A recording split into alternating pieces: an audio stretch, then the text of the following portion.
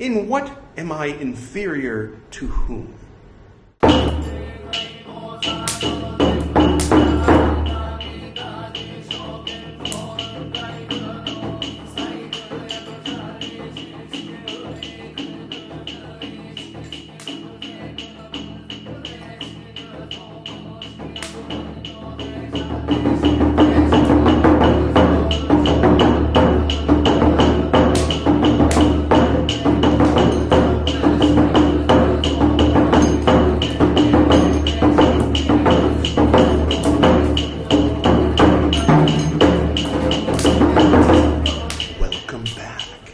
This is Edward Reeb's Buddhist Books Podcast, episode 82, the Tipiṭaka recitals, part 21.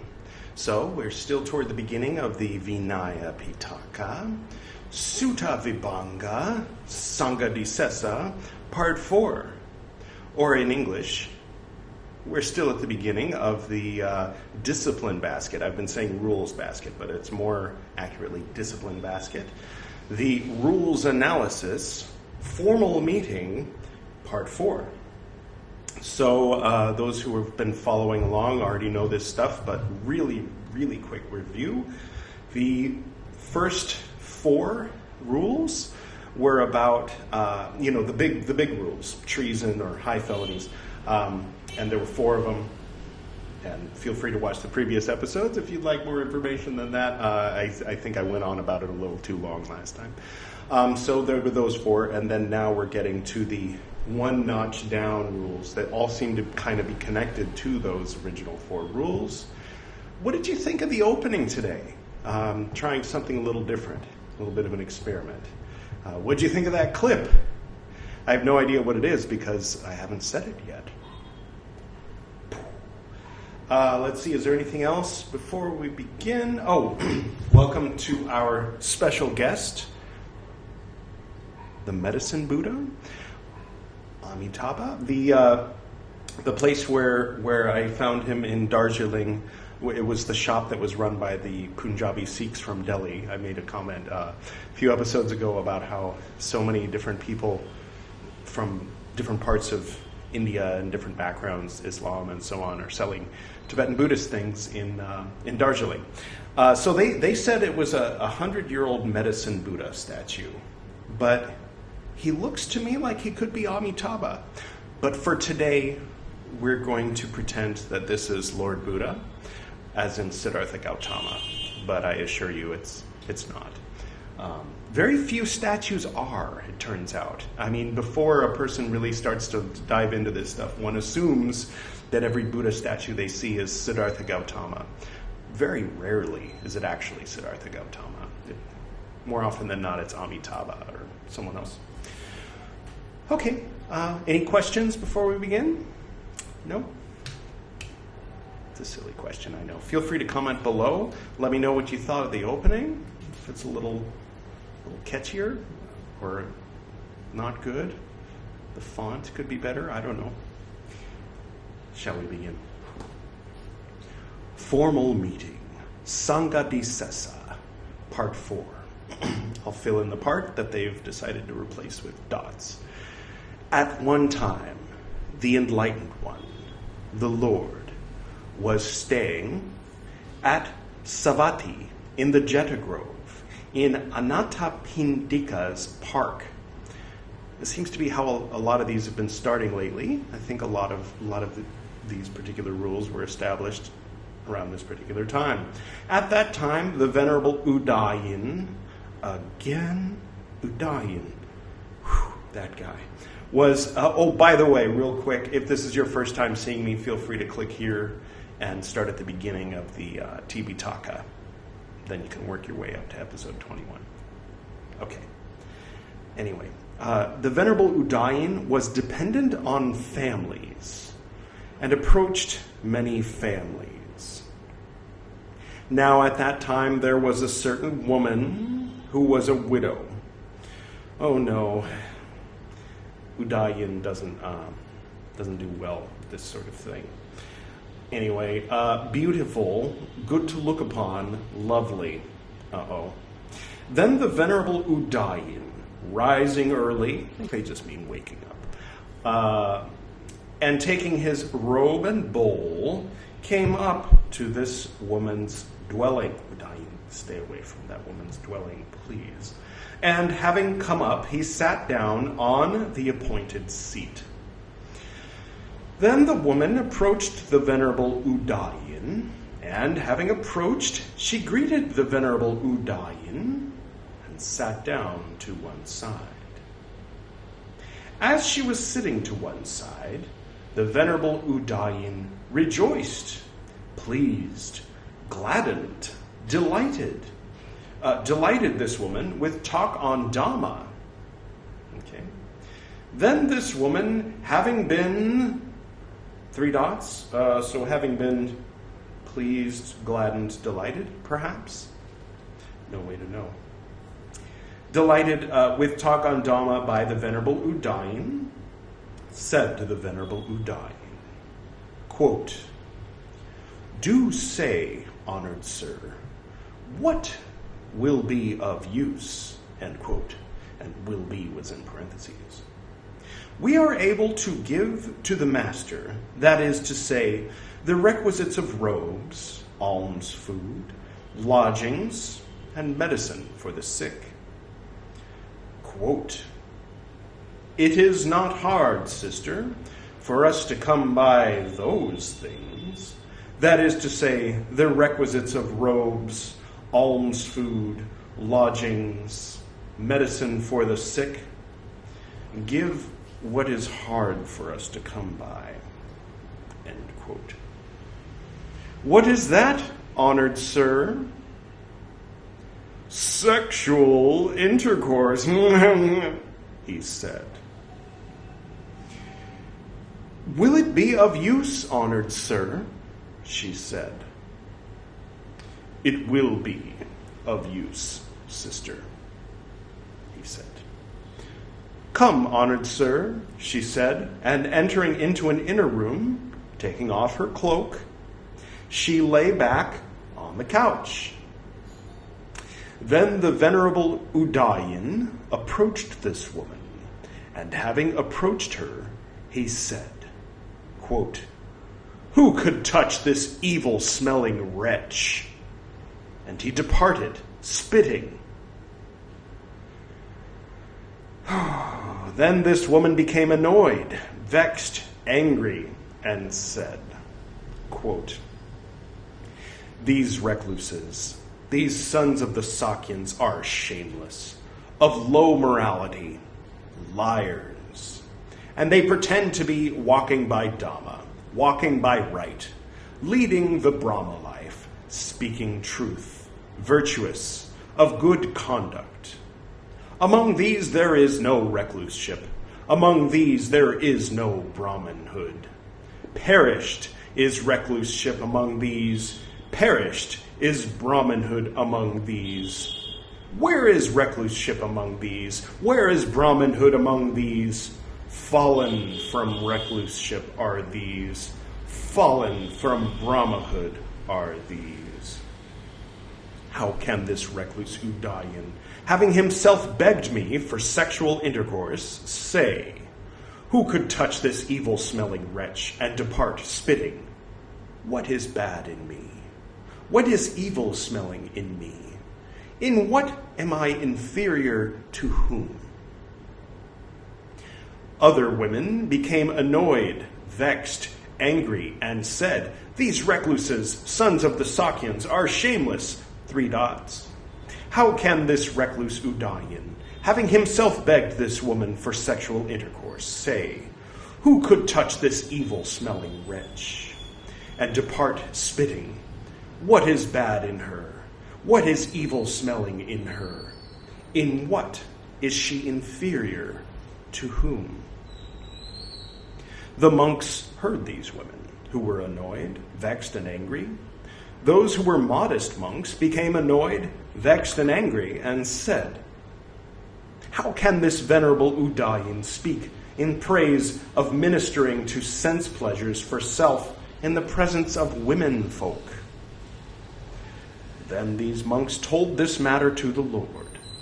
Then the Lord, For this reason, on this occasion, having had the order of monks convened, questioned the Venerable Udayan, saying, Is it true that you, Udayan, spoke in praise of ministering to sense pleasures for self in the presence of women folk?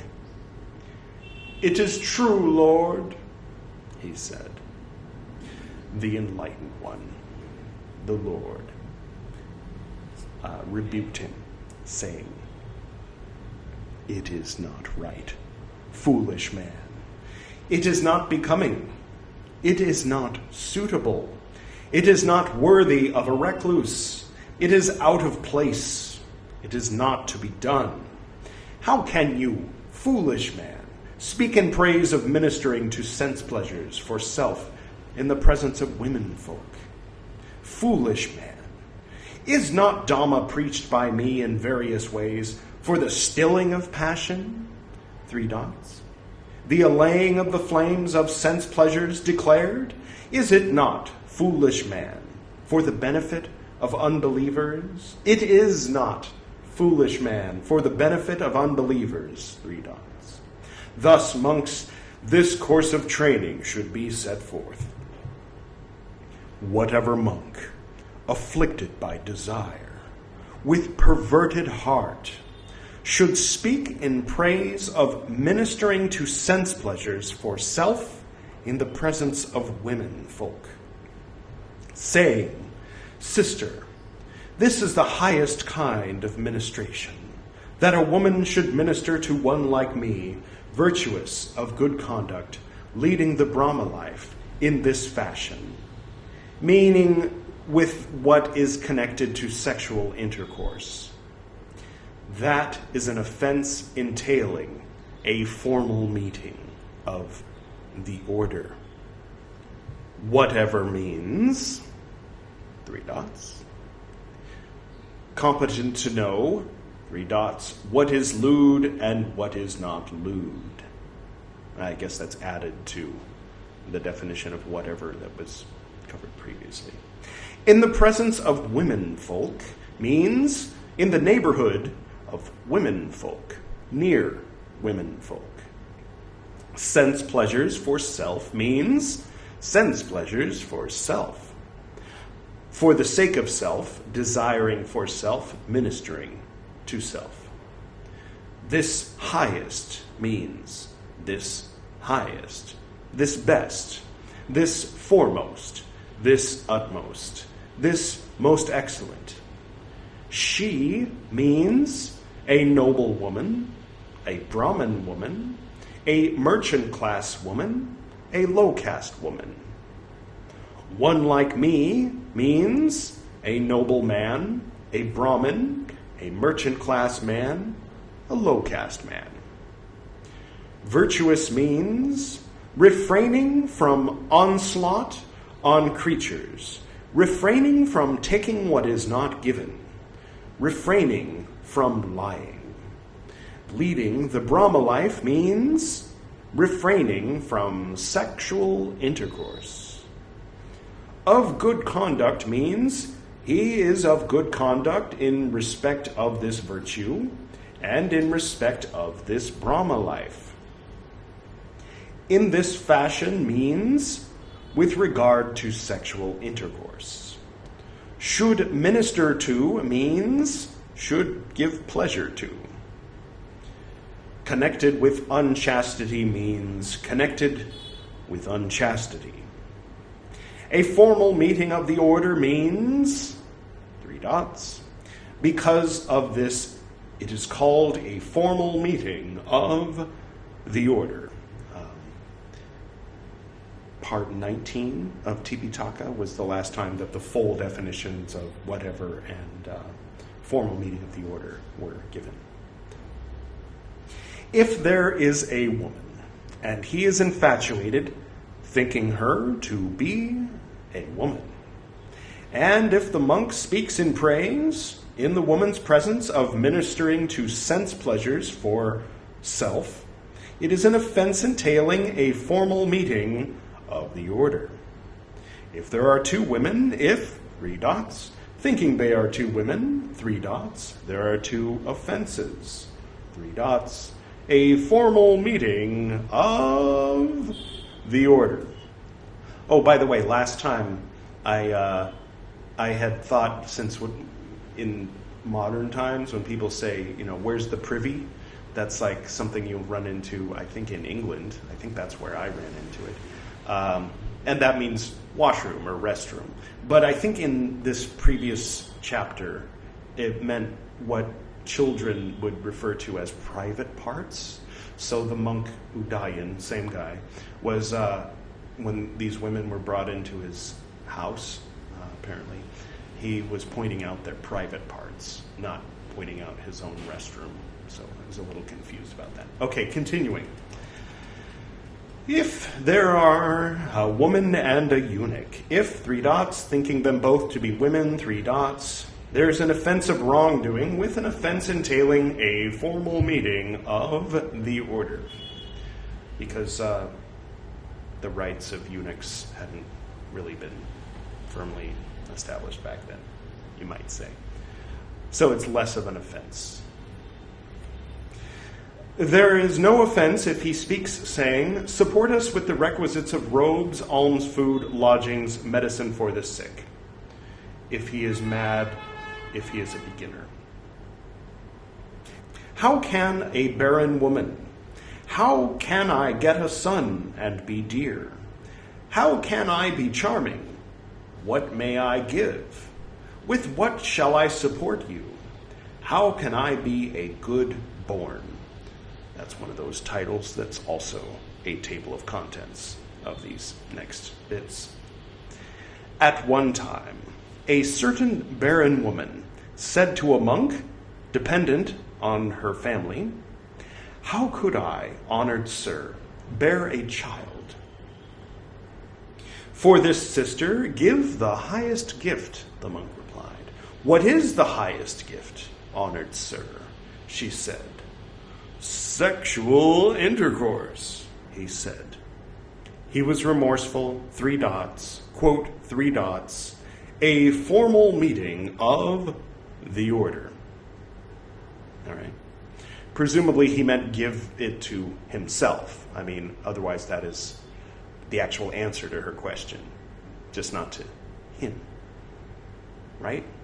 That wouldn't have been a violation if he had been saying, well, give somebody sexual intercourse and you'll have a child. Not really the sort of thing that a monk ought to be. Well, anyway.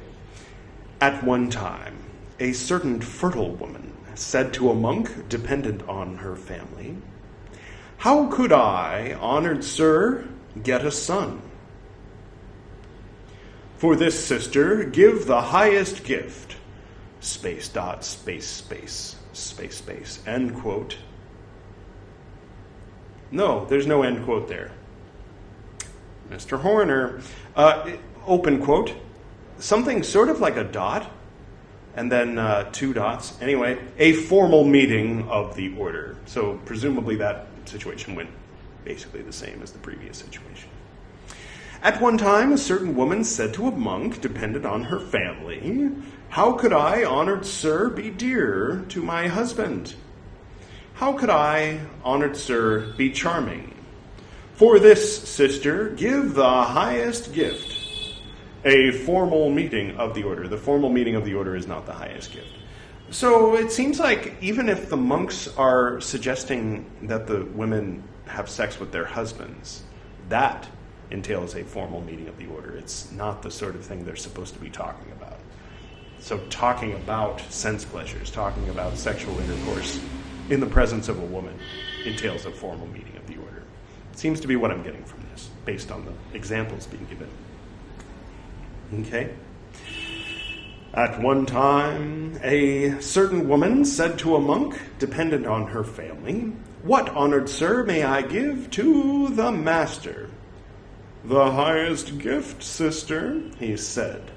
What is the highest gift, honored sir? Sexual intercourse, he said. He was remorseful, dots, quote, dots of the order, end quote. At one time, a certain woman said to a monk, dependent on her family, quote, "With what can I, honored sir, support the master?" "With the highest gift, sister," he said. "What is the highest gift, honored sir?" she said. Dots, no quotes or anything, open quote, dots, "formal meeting of the order." Ivy Horner has just had enough. Enough. I'm tired of writing about sexual intercourse. It's just like the previous incident. Right. Okay, at one time a certain woman said to a monk dependent on her family, "How can I go to a good bourne, honored sir?" "For this, sister, give the highest gift." "What is the highest gift, honored sir?" she said. Dots, "formal meeting of the order." Told is the fourth offense entailing a formal meeting of the order. So I'm thinking that since these are getting shorter, rather than make these episodes shorter and shorter, I'll start allowing more than one chapter to be in each episode. So this, as you know from having read the title, which I wrote in the future, right? From my perspective, this is going to be 4 and 5, not just 4. So now I know. You already knew, presumably. Shall we? Formal meeting. Saṅghàdisesa 5. At one time, the enlightened one, the Lord, was staying at Savatthi in the Jeta Grove in Anathapindika's park. Still? At that time, the Venerable Udayan, would you just kick him out already? I mean, sorry. You're running your... Do it as you see fit. I don't mean to interject my unsolicited opinion here, but this Udayan guy. I mean, I guess if Buddha kicked him out, then maybe he'd just go around raping people. So maybe it's better that he be a monk and Buddha should chastise him and try to get him to be less and less of a creep over time. So maybe, I don't know. Well, anyway, this is how it went. Sorry for the bouncing there. That was my knee hitting the desk. Okay, what is Udayan, the Venerable Udayan, up to today? At that time, the Venerable Udayan was dependent on families at Savatthi, and he approached many families. When he saw a youth, not yet a husband, or a young girl without a husband, he spoke in praise of the girl in the presence of the youth's parents, saying, quote, "The young girl of that family is beautiful, good to look upon, lovely. She is learned, accomplished, wise, clever, energetic. This young girl is suitable for that youth." End quote. All right. These said, "They do not know us, honored sir, nor who we are, nor to whom we belong. If, honored sir, the master will induce them to give, we might convey this girl to this youth." End quote. He spoke in praise of the youth in the presence of the girl's parents, saying, quote, "The youth of that family is beautiful, good to look upon, lovely. He is learned, accomplished, wise, clever, energetic. That young girl is suitable for this youth." End quote. They said, quote, "But if, honored sir, the master would beg, we might give this girl to that youth." End quote. By this means he brought about the leading of the bridegroom to the bride's home, is in parentheses, because I think that would have been understood. I've witnessed that a couple of times. Anyway, in traditional households. He brought about the leading away from the bride's home, in parentheses. He caused marriages to take place. Now, at that time, the daughter of a certain woman who was formerly a courtesan was beautiful, good to look upon, lovely. Some disciples of naked ascetics came from a distant village, said to the courtesans, quote, "Lady, give this girl to our boy," end quote. The Jainists, right? Maybe. She said, quote, "Masters," I mean, there were 62 different religions going on at the time, I guess, so maybe outside of the 6 that we know about from the Digha Nikaya, there were other naked ones? Anyway, she said, "Masters, I do not know you, nor who these are, nor to whom he belongs, and I will not give my only daughter to go to a distant village." Some people said to these disciples of naked ascetics, quote, "Masters, why did you come?" End quote. Quote, "Now we, masters, begged that courtesans for her daughter for our son." And she said, "But masters, I do not know you, nor who these are, nor to whom he belongs, and I will not give my daughter to go to a distant village." End quote within quotes, and then end quote. Quote, "Master, why did you beg the courtesan for her daughter? Certainly Master Udayan should be told. Master Udayan will induce her to give her daughter," in parentheses. End quote. Then these disciples of naked ascetics approached the Venerable Udayan, and having approached him, they said to the Venerable Udayan, quote, "Now, honored sir, we beg that courtesan, ... distant village. It would be good, honored sir, if the master could induce the courtesan to give her daughter to our boy." Okay, so distant village was in quotes, so I think that he was quoting saying what they said. We won't give our daughter to someone in a distant village. All right. Then the Venerable Udayan approached that courtesan, and having approached, he said to that courtesan, quote, "Why did you not give your daughter to these people?" People is in parentheses, end quote. "But master, I do not know them, nor who they are, nor to whom he belongs, and I will not give my only daughter to go to a distant village." Seems reasonable to me. "Give her to them, I know them," Udayan said.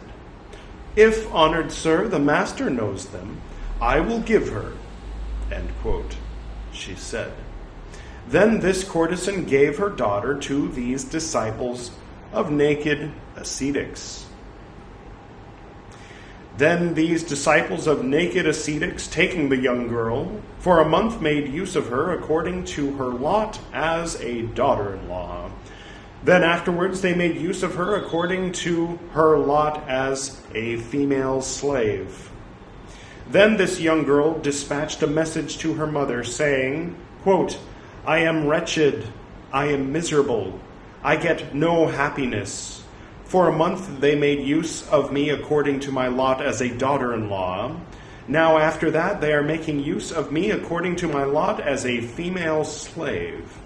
Let my mother come for me, let her take me away." End quote.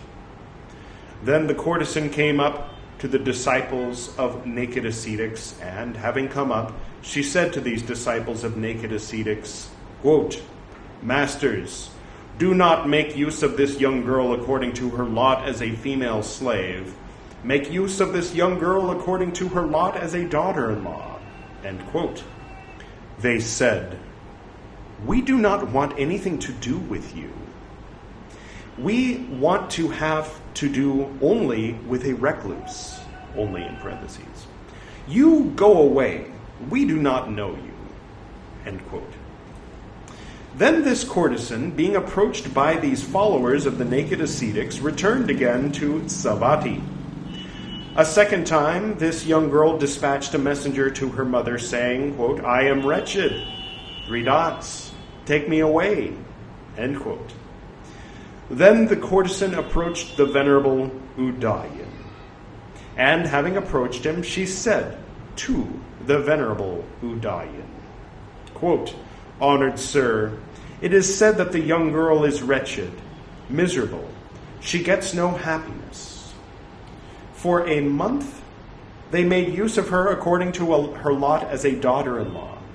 And now after that they are making use of her according to her lot as a female slave. Honored sir, do say, masters, do not make use of this young girl according to her lot as a female slave. Make use of this young girl according to her lot as a daughter-in-law." End quote. Then the Venerable Udayan approached these disciples of naked ascetics. And having approached them, he said to these disciples of the naked ascetics, quote, "Masters, do not make use of this young girl according to her lot as a female slave. Make use of this young girl according to her lot as a daughter-in-law." End quote. They said, quote, "We do not want anything to do with you. We want to have to do only with the courtesan. A recluse should be without occupation. The recluse will become a model recluse. You go away. We do not know you." End quote. Then the Venerable Udayan, having been reproached by these disciples of naked ascetics, returned again to Savatthi. For the third time, the young girl dispatched a messenger to her mother, saying, quote, "I am wretched, take me away." End quote. For a second time, the courtesan approached the Venerable Udayan, end quote, many spaces. "Do say, quote, masters, as a daughter-in-law." End quote. He said, quote, "When I went before, I was reproached by these disciples of the naked ascetics. Go yourself, I will not go." End quote. Then the courtesan became annoyed, vexed, angry, and said, quote, "May this Master Udayan be wretched. May this Master Udayan be miserable.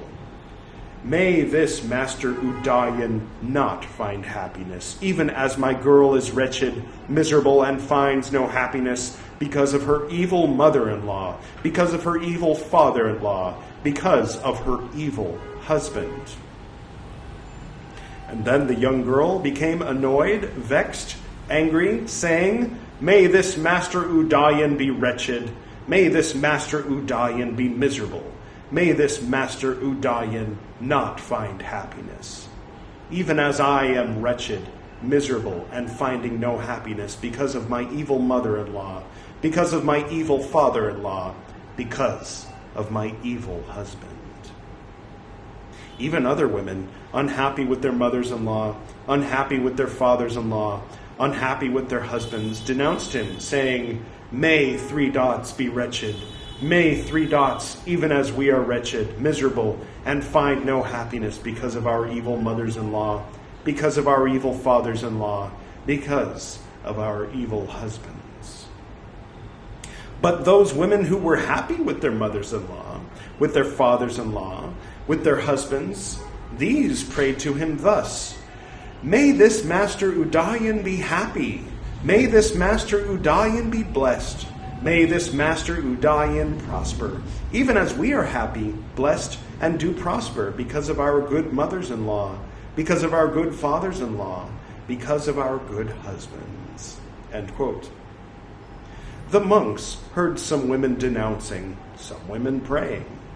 Then those who were modest monks became annoyed, vexed, angry, and said, "How can the Venerable Udayan act as a go-between?" That's like a yenta, basically. Apparently, based on context, you already knew that, right? Then these monks told this matter to the Lord.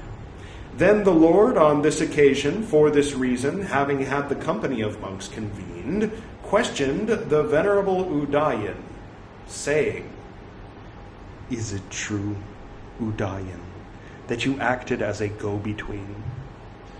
"It is true, Lord." Then the enlightened one, the Lord, rebuked him, saying, "How could you, foolish man, act as a go-between? That is not, foolish man, for the benefit of unbelievers." Thus, monks, this course of training should be set forth. Whatever monk should act as a go-between for a woman with a man in mind, or for a man with a woman in mind, whether as a wife or as a mistress, that is an offense entailing a formal meeting of the order. Lord Buddha, if I may humbly suggest some kind of 3 strikes policy in the context of this Udayan. You've had a lot of formal meetings with him. Oh, again, you must have your reasons. Okay, at one time, many men of abandoned life who were amusing themselves in a pleasure grove sent a messenger to a harlot to say, "Come, we will enjoy ourselves in the pleasure grove."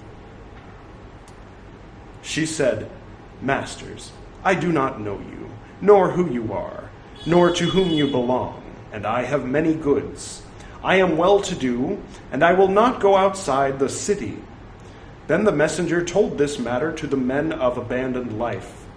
A certain man said to these men of abandoned life, "Masters, why do you beg this harlot? Surely Master Udayan should be told. Master Udayan will procure her for you." Her for you is in parentheses.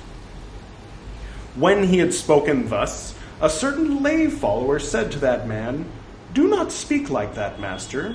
It is not right for recluses, sons of the Sakyans, to act like that. Master Udayan will not do it." Have you met Master Udayan? Anyway, when he had spoken thus, they said, "Will he do it or won't he do it?" And they made a bet. I'll put me down for he'll do it. Okay. Then these men of abandoned life approached the Venerable Udayan, and having approached him, they said to the Venerable Udayan, quote, "Now we, honored sir, amusing ourselves in the pleasure grove, sent a messenger to some harlot, saying, 'Come, we will enjoy ourselves in the pleasure grove.' She said, 'Masters, I do not know you, nor who you are, nor to whom you belong, and I have many goods. I am well-to-do, and I will not go outside the city.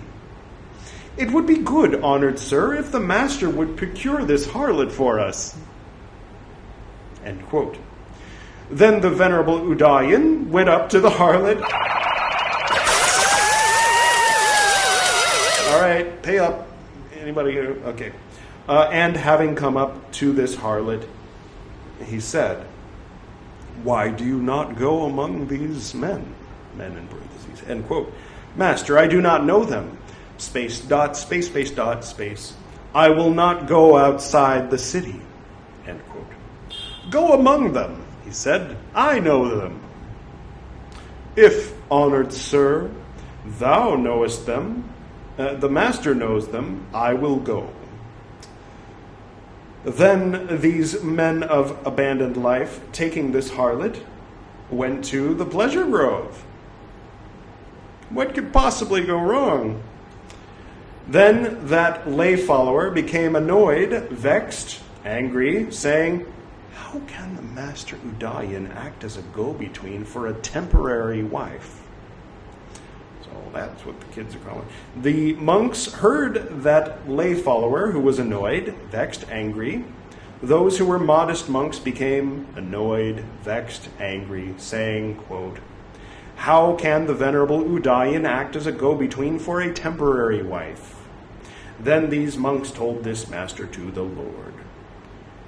"Is it true, as they say, Udayan, that you acted as a go-between for a temporary wife?" "It is true, Lord," he said. The enlightened one, the Lord, rebuked him, saying, "How can you, foolish man, act as a go-between for a temporary wife? It is not, foolish man, for the benefit of unbelievers. 3 dots.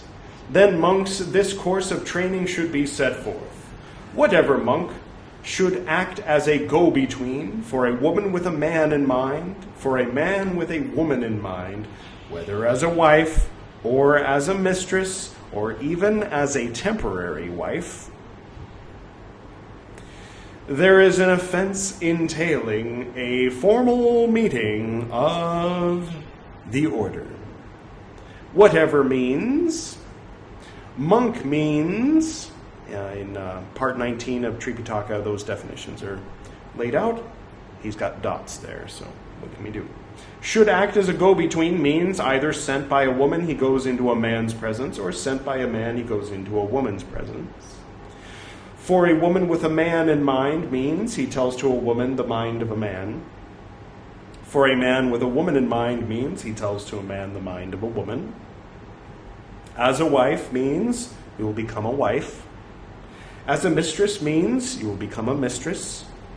Even as a temporary wife means you will become a wife for the moment. Offense entailing a formal meeting of the order means you're back to square one and all the monks have to get together and listen to you confess that you did such a silly thing. Again, 10 kinds of women. Protected by the mother, protected by the father, protected by the parents, protected by a brother, protected by the sister. This was before the civil rights movement, right? In the 1960s and 70s.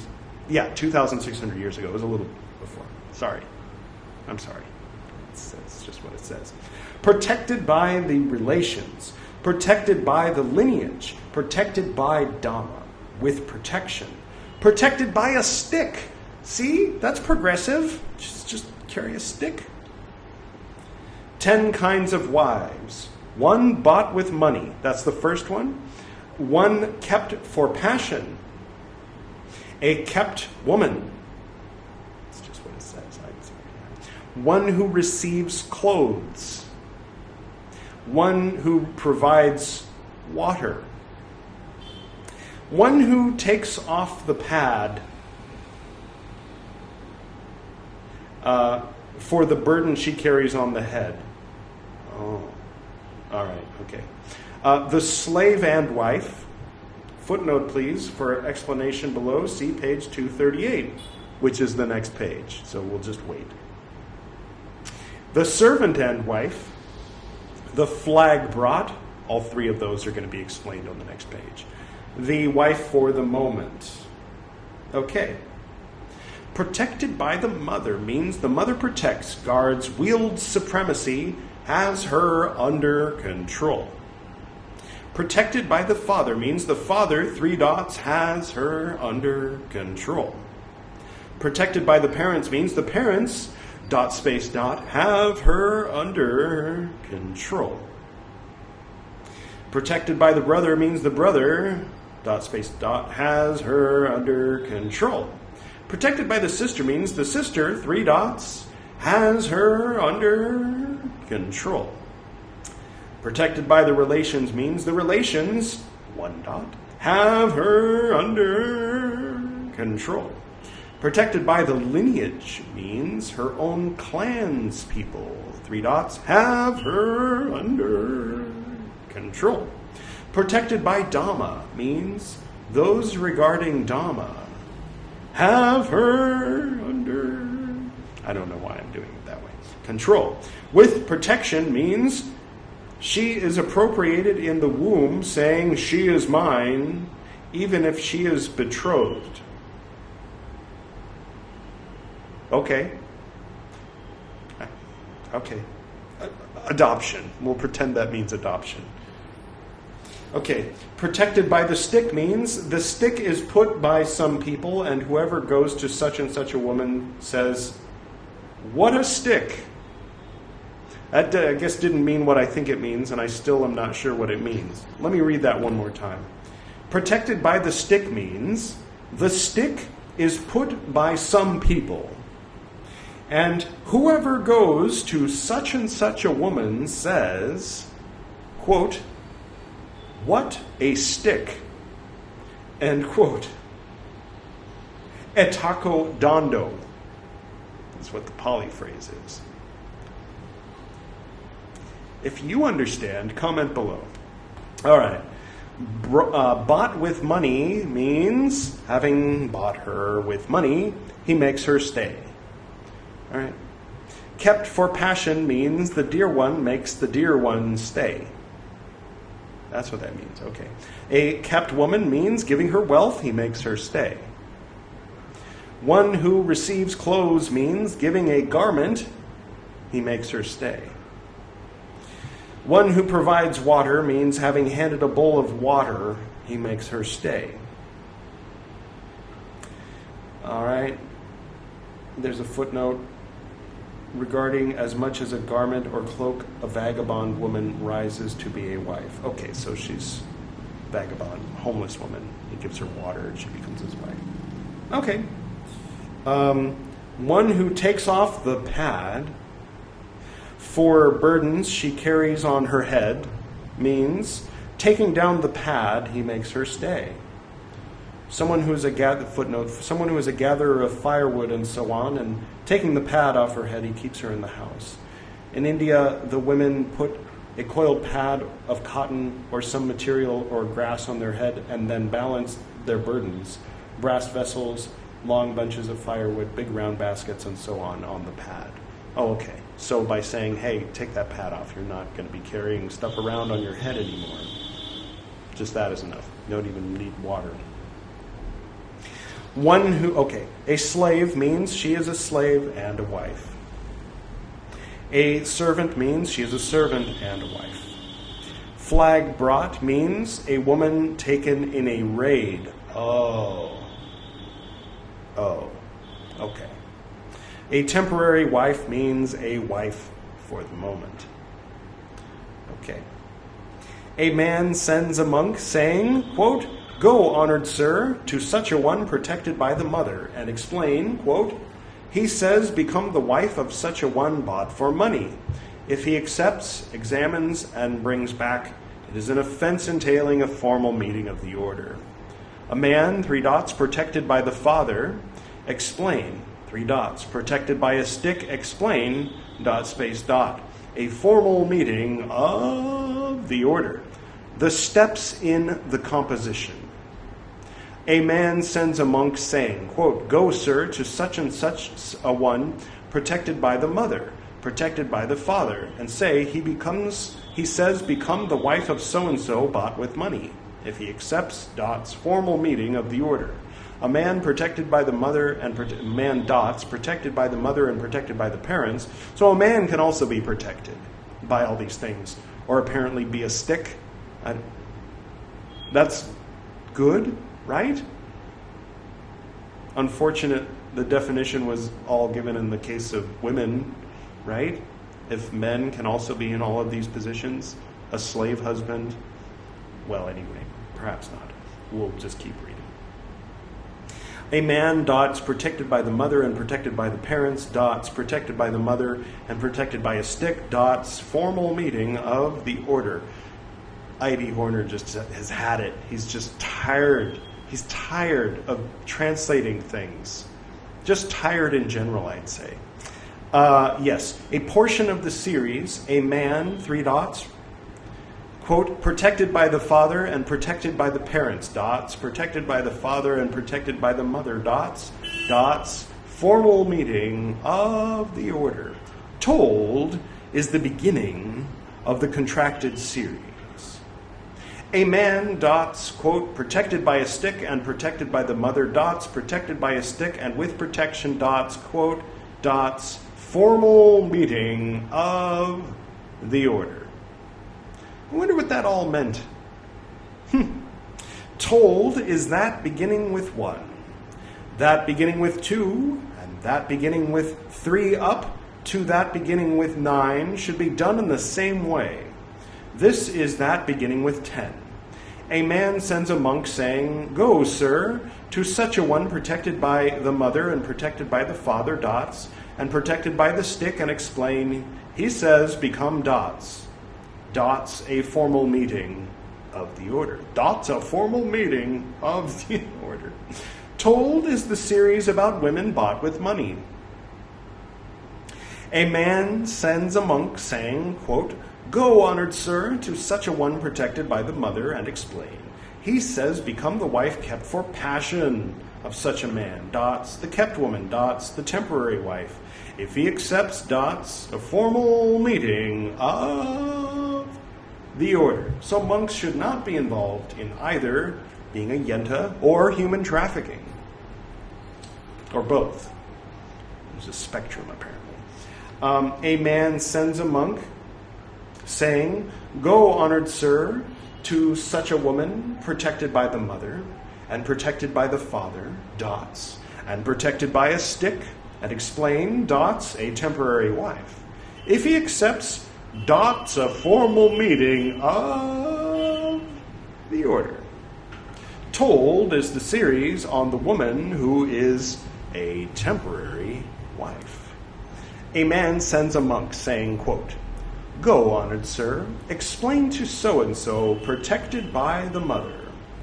He says, become the wife bought by money of such and such a man." End quote.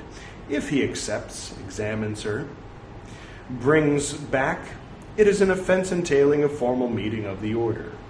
A man, dots, the wife kept for passion, dots, the kept woman, dots, the temporary wife, dots, the formal meeting of the order.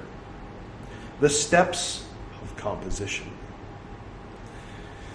This is that beginning with 10.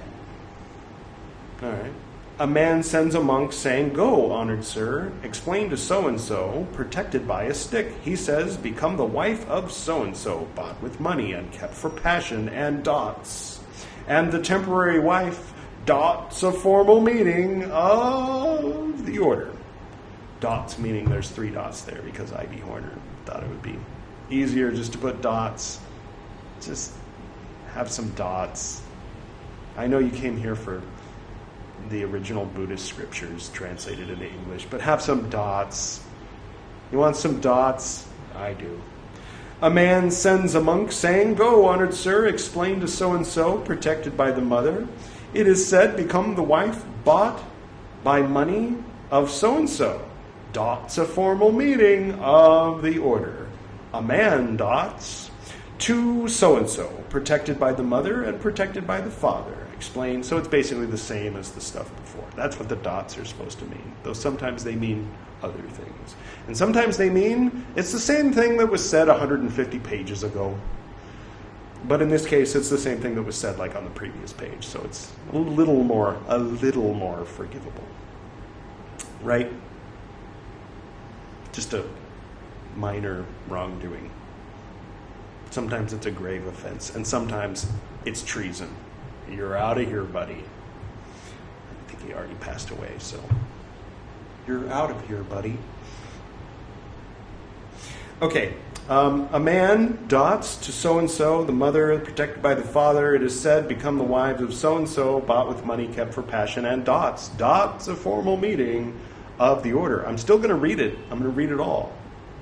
So, a man, dots, to so-and-so, protected by the mother, and protected by the father, and protected by the parents, and explain. He says, become the wives of so-and-so, bought with money, and kept for passion, and the kept woman, and dots. Dots, a formal meeting of the order. Increase from both ends is to be made thus. Ends was in parentheses. A man sends a monk saying, quote, "Go, honored sir, to so-and-so, protected by the mother, and protected by the father, and dots, and protected by a stick, and explain." He says, become the wives of so-and-so, bought with money and kept for passion, dots, and temporary wives, dots, a formal meeting of the order. Told is the increase from both, open parentheses, ends, end parentheses. From both ends means something different in present day than it meant in Victorian England, no doubt.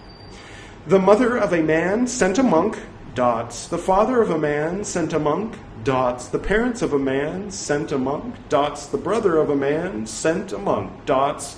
The sister of a man sent a monk, dots. The relations of a man sent a monk, dots. The clansmen of a man sent a monk, dots.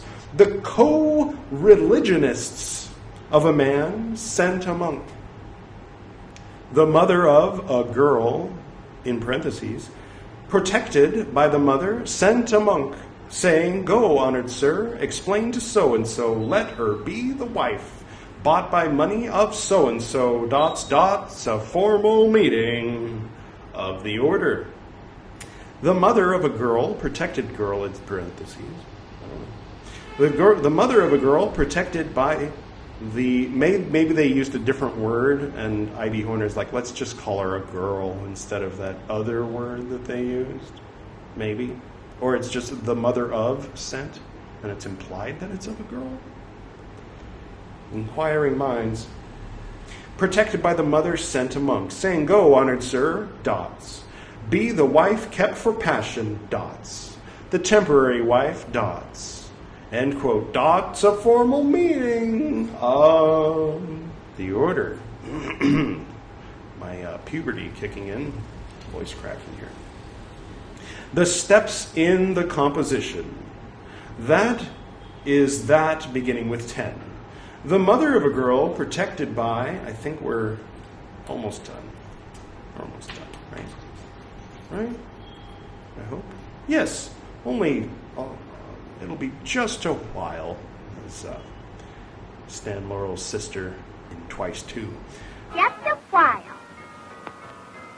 Okay, the mother of a girl, protected by the mother, sent a monk, saying, "Go, honored sir, explain to so-and-so, let her be the wife of so-and-so, bought with money, and the wife kept for passion, and dots, temporary wife, dots, dots, a formal meeting of the order."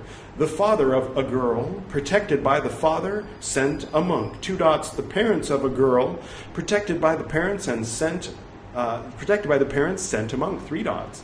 The brother of a girl, protected by the girl in parentheses, not protected by the girl in parentheses, mind you. The girl is in parentheses. The brother of a girl in parentheses, protected by the brother, sent a monk. 3 dots. The sister of a girl, protected by the sister, sent a monk. Dots. The relations of a girl, protected by the relations, sent a monk. Dots. The co-religionists of a girl, protected by Dhamma, sent a monk. Dots. One who was appropriated with protection sent a monk. Dots. One who has put a stick for protection with a stick sent a monk, saying, quote, "Go, honored sir, explain to so-and-so, be the wife of so-and-so, bought with money, dots. Be the wife of so-and-so, bought with money, and the wife kept for passion, dots. And the temporary wife, end quote, within quotes, end quote, dots, a formal meeting of the order. One protected by the mother sent a monk, saying, "Go, honored sir, explain to so-and-so, I am the wife bought by money for so-and-so, dots, end quote, within quotes, end quote, open quote, dots, a formal meeting of the order," end quote. The steps of composition. If one protected by a stick sends a monk, saying, "Go, sir, explain to so-and-so, I am the wife for so-and-so, bought with money, dots, another wife kept for passion, and dots. And the temporary wife," end quote, within quotes, end quote. If he accepts, examines, and brings her back, it is an offense entailing a formal meeting of the order. Told is the whole abbreviated series. If he accepts, examines, brings back, is an offense entailing a formal meeting of the order. If he accepts, examines, but does not bring back, it is a grave offense. If he accepts, but does not examine, and does not bring back, it is an offense of wrongdoing. If he does not accept, but examines and brings back, it is a grave offense. If he does not accept but examines, yet does not bring back, it is an offense of wrongdoing. If he does not accept and does not examine but brings back, it is an offense of wrongdoing. If he does not accept and does not examine and does not bring back, it is not an offense. Interesting.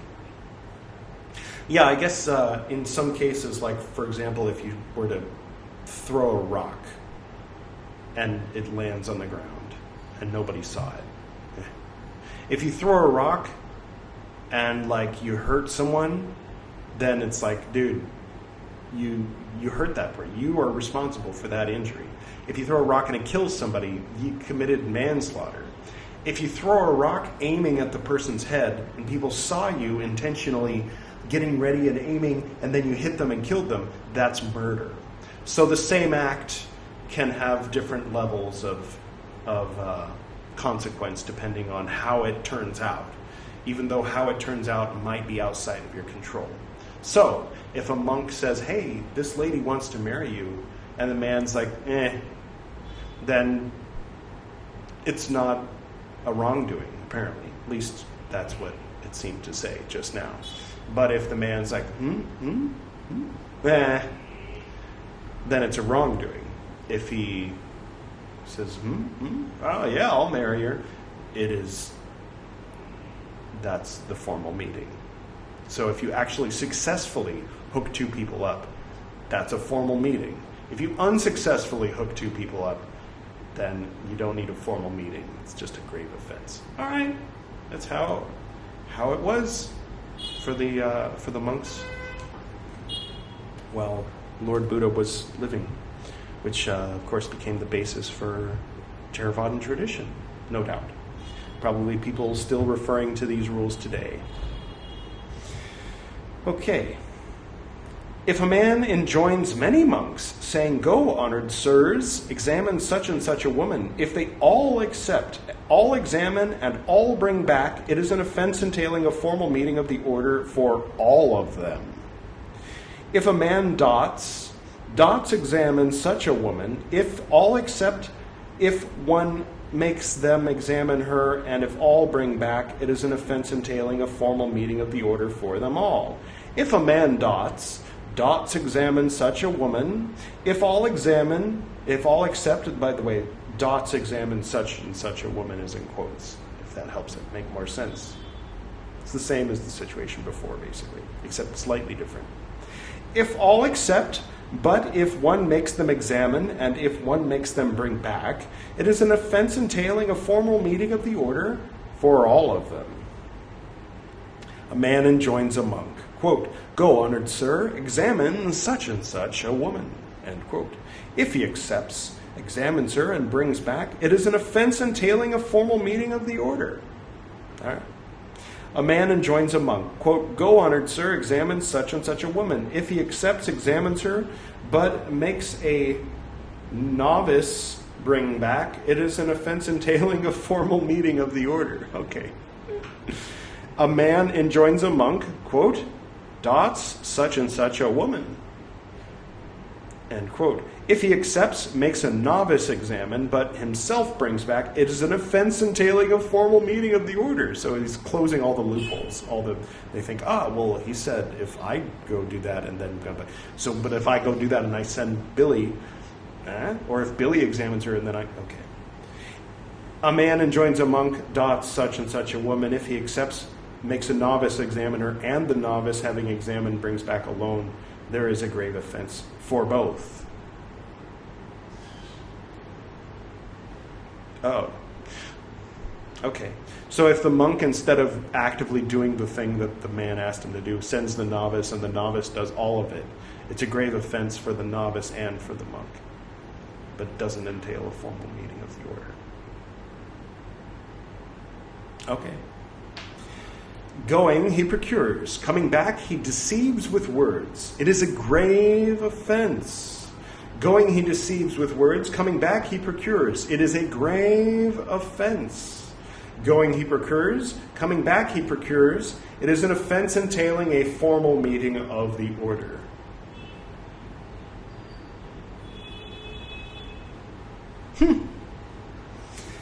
asleep and dead, gone out, unsexed woman, a female eunuch.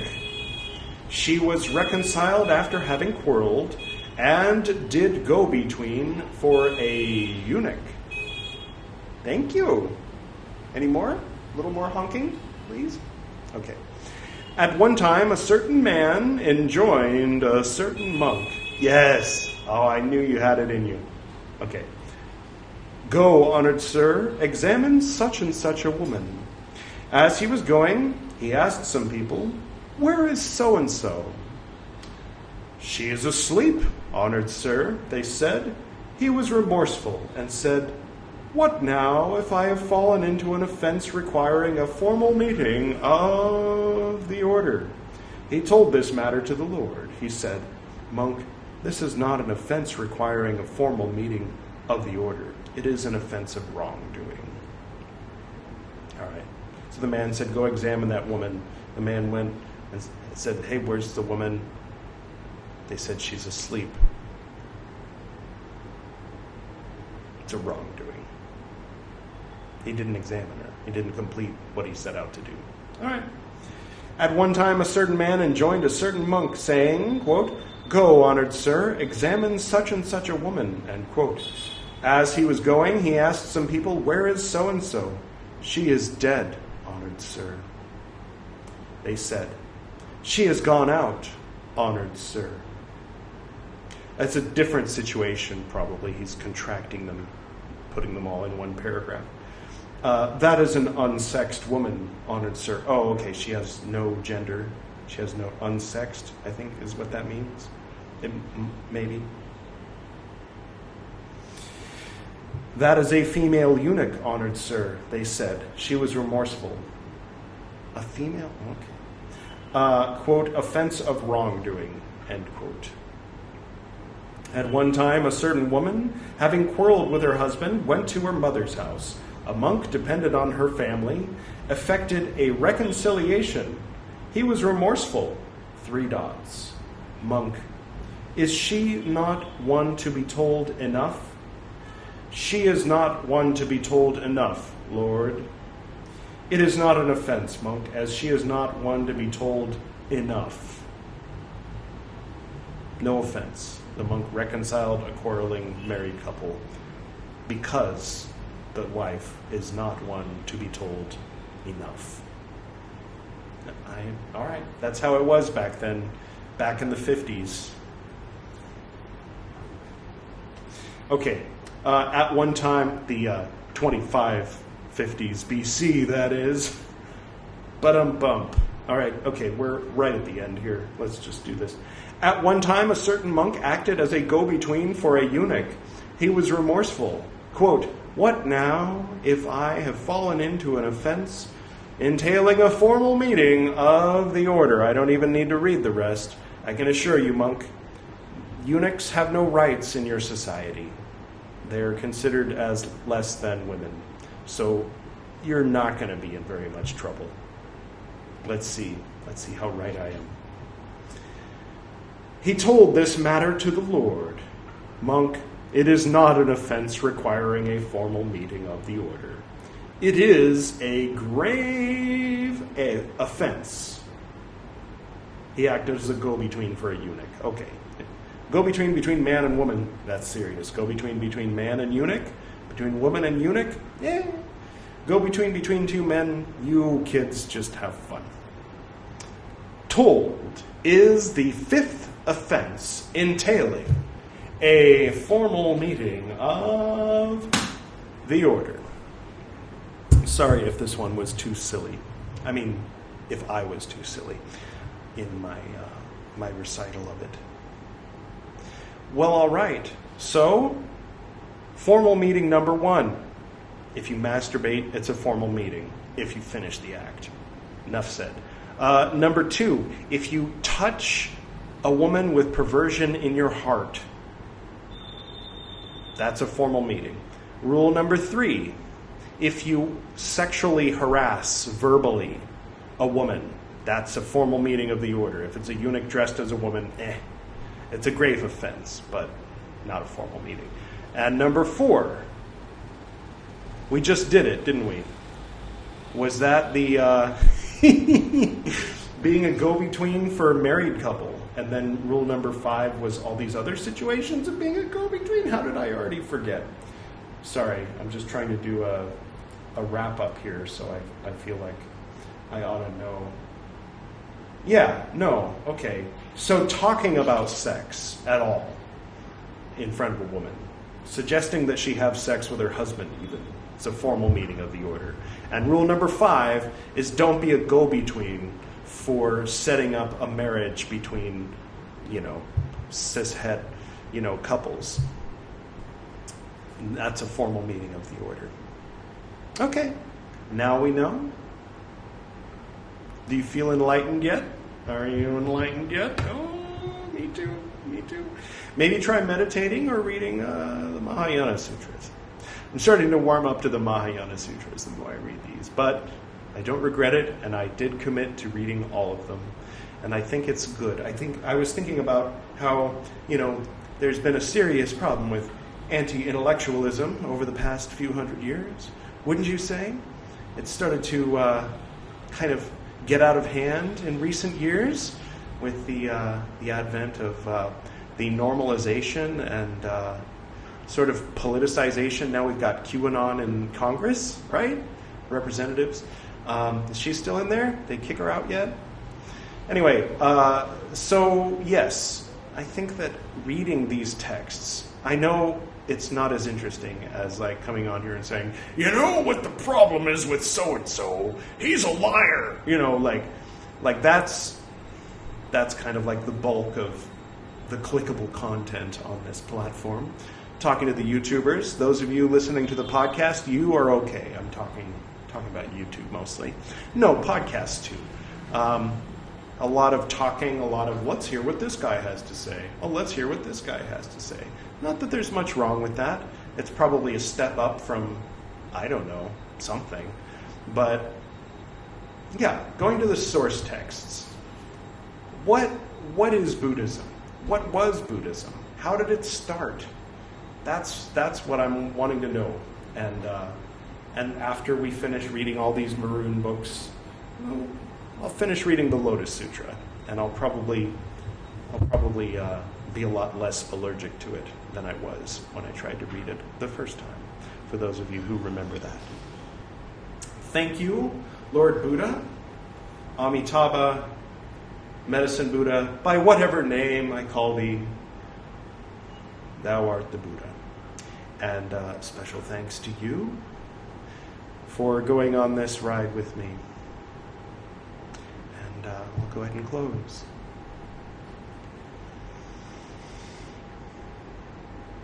To the north and to the south, to the east and to the west, to the spirits of light among us, and to the spirits below, we send out our reverent love and compassion.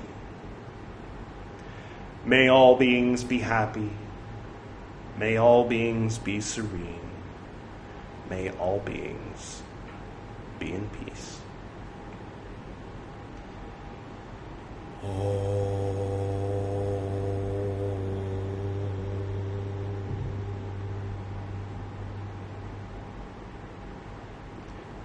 Until next time.